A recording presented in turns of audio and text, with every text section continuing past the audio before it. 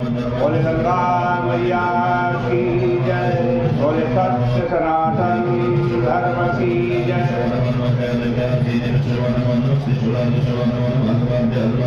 अखिल पावनी कलिकल हारिणी मंगल कारिणी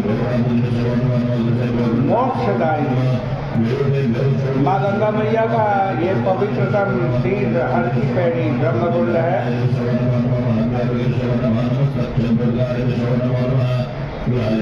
वैशाख का पावन महीना चल रहा है। वैशाख महात्मा के साथ साथ थोड़ी थोड़ी गीता जी की चर्चा 12वें अध्याय की, जिसको भक्ति योग कहते हैं, उसको आप श्रवण कर रहे हैं। आपसे परसों में कह रहा था,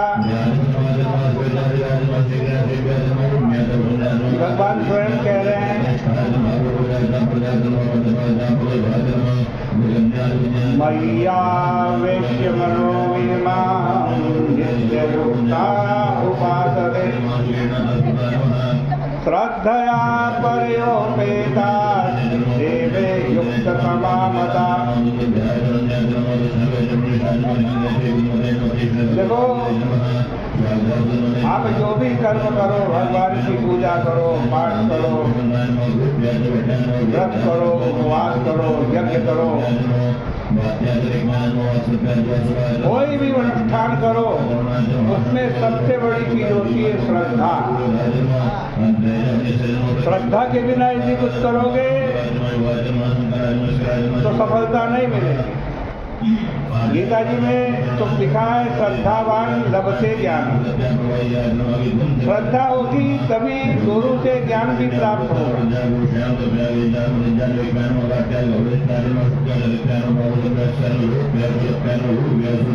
देखो, अब कहो कि अनेक स्थानों पे तो स्पष्ट अर्थवाद लगता है। यदि आप ऐसा सोचते हो तो श्रद्धा की कमी है, ये निष्ठा नहीं।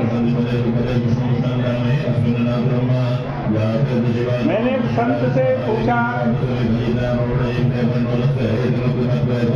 कि लिखा है, सरयू में स्नान करने से मुक्ति मिलती है, गंगा में स्नान करने से मोक्ष मिलता है।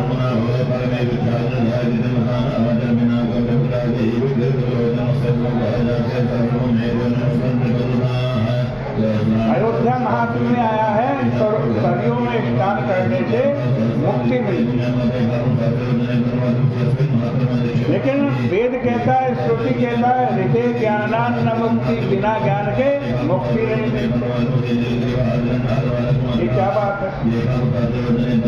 तो वो संत बोले कि कोई ऐसा श्रद्धालु भी तो होगा जो सीतारामाभ्याम नमः देके एक बार सरयू में गोता लगाएगा, या नारायणाय नमः कह के एक बार गंगा जी में गोता लगाएगा। गोता लगा करके दृढ़ विश्वास कर लेगा कि मुझे मुक्ति हो गई।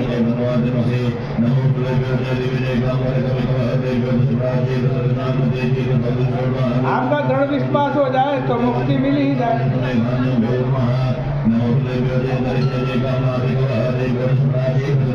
ये अभिलाषा जिसके हृदय में तीव्रतम हो कि एक बार मैंने गंगा जी में डुबकी लगा ली या सरयू में डुबकी लगा ली, और दृढ़ विश्वास कर ले कि गंगा जी में डुबकी लगाने से मेरे सब अशुभ शुभ कर्म नष्ट हो गए,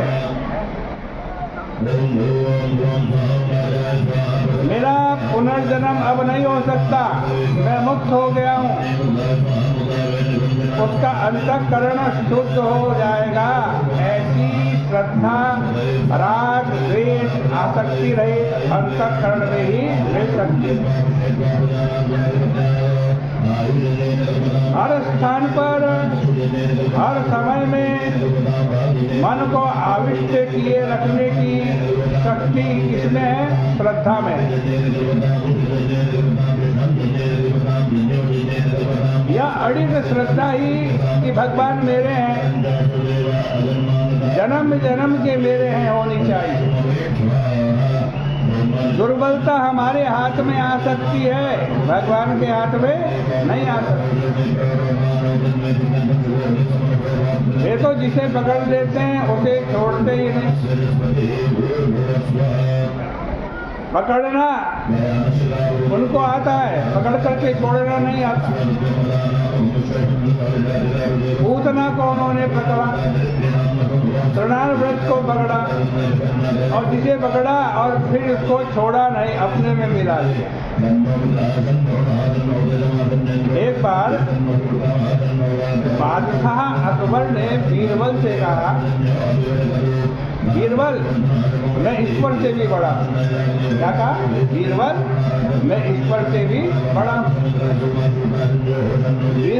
बीरबल बोले, जहाँ बना दुरुस्त फरमाते हैं, आप ईश्वर से जरूर बड़े। बादशाह का बीरबल तुम तो बहुत झूठे और खुशामदी जान पड़ते हो। बीरबल ने कहा ऐसा नहीं है, मैं ठीक कहता हूँ। बादशाह ने कहा वह कैसे? बीरबल बोला, जहाँ बना चाहे जिसे अपने राज्य से आप बाहर निकाल सकते, जिसको चाहे उसको बाहर निकाल सकते, लेकिन ईश्वर में ऐसी ताकत नहीं है। वो चाहे तो किसी को अपने राज्य के बाहर नहीं निकाल सकता। बादशाह चुप हो गया। वो समझ गया कि बीरबल ने बहाने, स्तुति के बहाने मेरा ओछापन मुझे समझा दिया। जैसे ईश्वर किसी को अपने राज्य से निकाल नहीं सकता, वैसे ही वह किसी का त्याग भी नहीं कर सकता, क्योंकि जो सर्वव्यापक है वह किसी का त्याग कैसे कर सकता? भगवान कहें ते में युक्ततमा मता। भगवान युक्ततम किसे कहते हैं? योगिनाम अपि सर्वेषां मद्गतेन्तरात्मना श्रद्धावान भजतेयो माम स में युक्ततमो मतः। गीता में यह अद्भुत बात है कि जो देखकर जानकर के भजन करे, जिसको पता चल जाए भगवान ये हैं, इतने उपकारी हैं, इतने दयालु हैं, इतने कृपालु हैं, ये जान जाए और फिर भगवान को भजन करे, वह युक्त। और जो बिना जाने श्रद्धा से भजन करे, उसको युक्ततम भगवान कह रहे हैं, वो युक्ततम है। आइए वैशाख महत्व में आपको ले चलते